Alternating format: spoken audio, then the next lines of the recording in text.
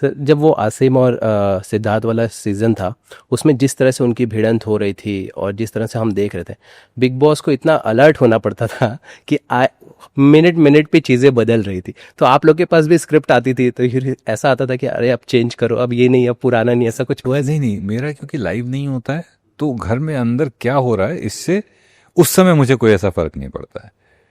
मेरा तो जब एपिसोड एडिट हो जाता है, बन जाता है, उसके बाद वॉइस ओवर आते हैं कि यहाँ पर आगे देखिए ये होने वाला है, या टास्क का एक्सप्लेनेशन है।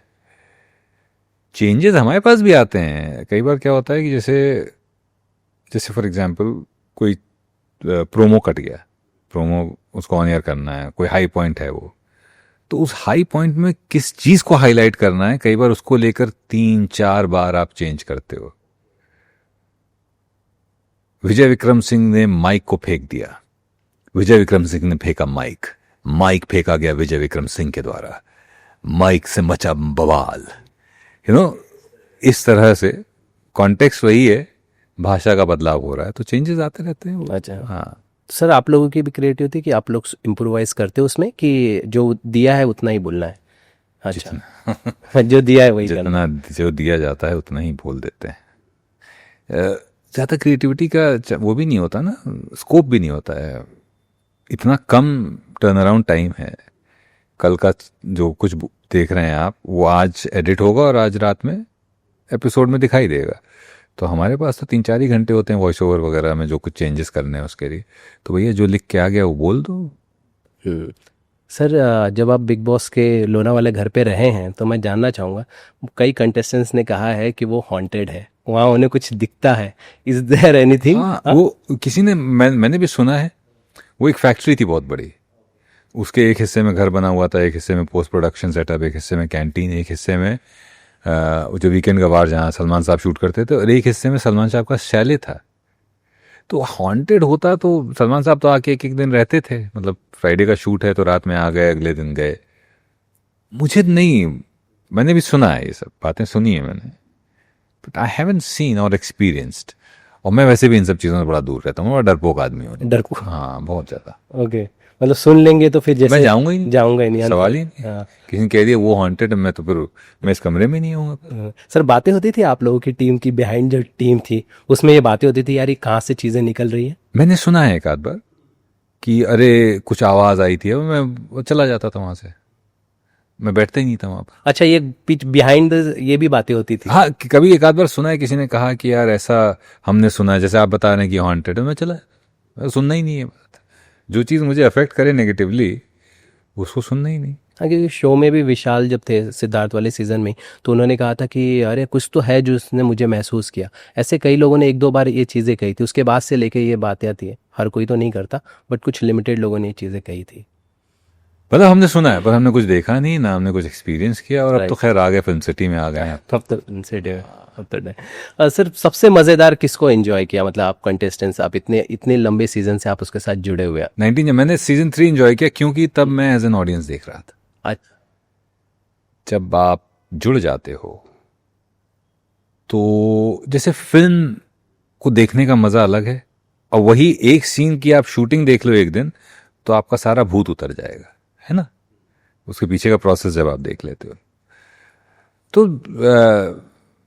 ग्लैमर का यही एक वो है कि जब आप दूर से होते हो तो बहुत अट्रैक्ट करती हैं चीज़ें, जब आप पास आ जाते हो उसकी प्रोसेस पूरा आप समझने लगते हो तो थोड़ा आप न्यूट्रल हो जाते हो, थोड़ा आप संभल जाते हो। तो मैं सीज़न 3 को मानता हूँ, इतना एंजॉय किया मैंने, इतना इन्वॉल्व हुआ था उस सीज़न में। मैंने राजू श्रीवास्तव जब निकले थे तो जो जैसे आज लोग करते हैं ना, मैं बॉयकॉट बिग बॉस ये वो, तो हम एज एन ऑडियंस, तब तो सोशल मीडिया नहीं था इतना स्ट्रांग, बट हमने जितने लोगों से मिलते थे अब बिग बॉस नहीं देखेंगे, राजू श्रीवास्तव को निकाल दिया, बताओ। तो एज एन ऑडियंस हम पूरी तरह से इन्वॉल्व रहे हैं सीज़न 3 में स्पेशली।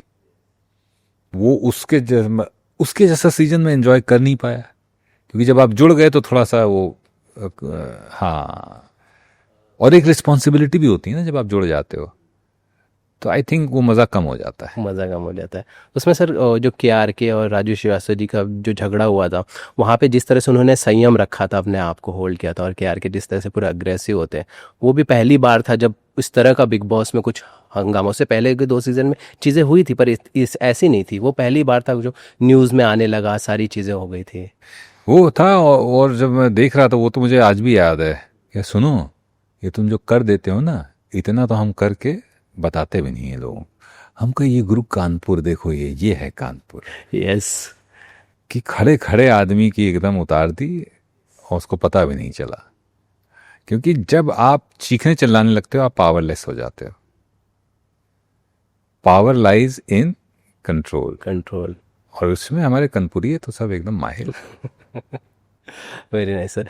सर मैं ये जानना चाहता, सबसे जेन्युइन कंटेस्टेंट्स कौन लगा, जो लगा कि, क्योंकि हर कोई घर में स्टार्ट में फेक हो सकता है, बनावटी हो सकता है, पर वो इतने लंबे समय तक अपने आप को रख पाए पॉसिबल नहीं है, ये चीज़ मानते हैं। लेकिन ये लगा कि इसकी पर्सनालिटी जो है आपको लगी कि ये सबसे बढ़िया है, ये ब्रेक नहीं हुआ, ये इसको देखने में मज़ा आया हो। मुझे राहुल महाजन को देखने में बहुत मज़ा आया। ओके। राजू जी को ऑफ कोर्स बहुत मज़ा आया ही था मुझे।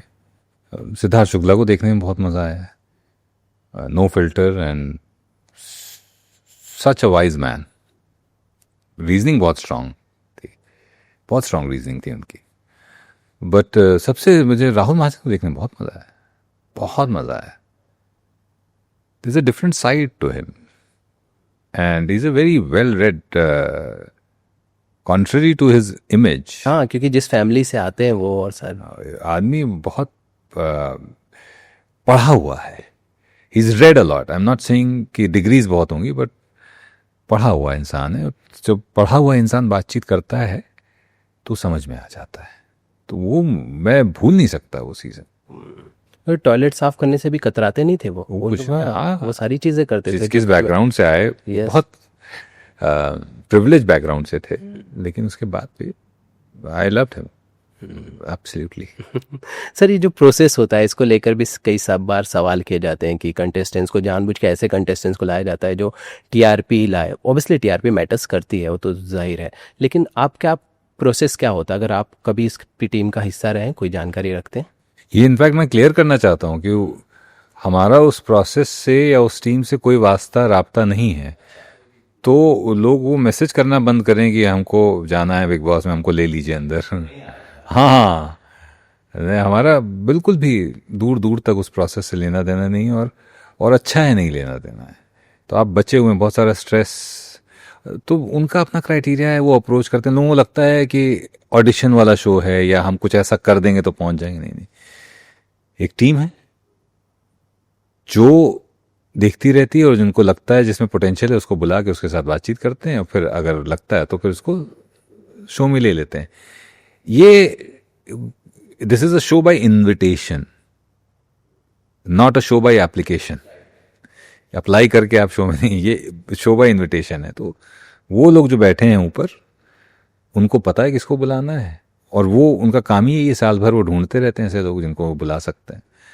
तो क्राइटेरिया क्या है मुझे नहीं पता, क्योंकि अगर एक तानिया मित्तल हैं तो एक प्रणीत मोरे भी हैं, है ना। तो क्या क्राइटेरिया है I would not know, but there is a team and they know what they are doing. Sir, घर वालों के मैसेज नहीं आते आपको कि मेरे के इसके साथ गलत हुआ, ये सारी? नहीं, थैंकफुली आज तक किसी भी कंटेस्टेंट का कि फैमिली मेंबर्स ने कभी भी अप्रोच नहीं किया, थैंकफुली। आई एम श्योर उनको जब ये लगता होगा कि गलत हो रहा है, सही हो रहा है, तो शायद वो टीम में किसी को जानते होंगे जिसको मैसेज करते होंगे, पर मुझे आपको कभी नहीं आया। ठीक है सर, करंट सीजन में किसे एंजॉय कर रहे हैं आप? करंट सीजन में मैं अपनी जिंदगी को एंजॉय कर रहा हूँ। क्योंकि इतनी नेगेटिविटी आजकल आने लगी है कि आपको लगता है, नेगेटिविटी मतलब ऑन सोशल मीडिया के। हाँ, मैं समझ रहा हूँ सर, मैं जान रहा हूँ आप किस बारे में बात कर रहे हैं। तो आपको लगता है जितना दूर रहो उतना अच्छा है। सोशल मीडिया पे इतना नेगेटिव हो, हालांकि प्यार भी उतना ही है, उससे ज़्यादा प्यार। 100 में 90 प्यार है, 10 नेगेटिविटी है। वो 10 नेगेटिविटी भी गलत फहमी की वजह से, राइट, कि शो मैं चला रहा हूँ। अरे नहीं भाई, मेरी क्या औकात। क्योंकि वो एक आवाज़ सुनाई देती है और लगता है कि आप की मैं ही आवाज़, मेरी आवाज़ है तो ठीक है, ये इसी की आवाज़ है तो यही चला रहा है, तो फिर इसी को troll. Right. But sir concern होता है फैमिली पे जब थ्रेट्स और ये सारी चीज़ें आती हैं तो माइंड में यह चीज़ आती है कि यार मैं तो सिर्फ पार्ट हूँ, एक आवाज़, एक मेरे क्राफ्ट की वजह से मुझे यहाँ तक धमकी मिले, डर अनुभव ये होती है चीज़ें।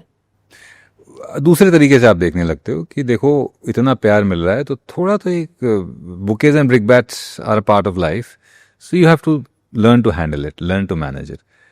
तो आप फिर धीरे धीरे अवॉइड करना भी सीख जाते हैं। इनफैक्ट मैं तो कई बार लोगों से एंगेज किया है, जिन लोगों ने गालियां भेजी हैं, नेगेटिविटी भेजी, अच्छा आपने। एंगेज ओके किया है। ओके। और मेरे पास मैसेजेस हैं जहाँ पर लोगों ने सॉरी बोला कि सॉरी हमें लगा आप ही हो, या कई बार ऐसा लोग कहते हैं हम सॉरी हमने आप पे निकाला, लेकिन हम किस पे निकाले। तो मैंने कहा ये तो कोई वो नहीं हुआ लॉजिक कि किस पे निकाले, नहीं समझ में आ रहा था तो आप पे निकाल दे रहे हैं। बट देन पीपल अंडरस्टैंड कि आप सिर्फ एक जुड़े हो और आपका काम ये है और जो कुछ हो रहा है उससे आपका कोई वास्ता नहीं है, तो वो लोग समझ जाते हैं। कई बार लोग ये समझने के बाद भी बहस ये करते हैं कि ठीक है तो हमारी बात तो पहुंचा दीजिए। तब आप मैसेज पे ये नहीं लिख सकते लेकिन मतलब इसके पैसे थोड़ी मिल रहे हैं कि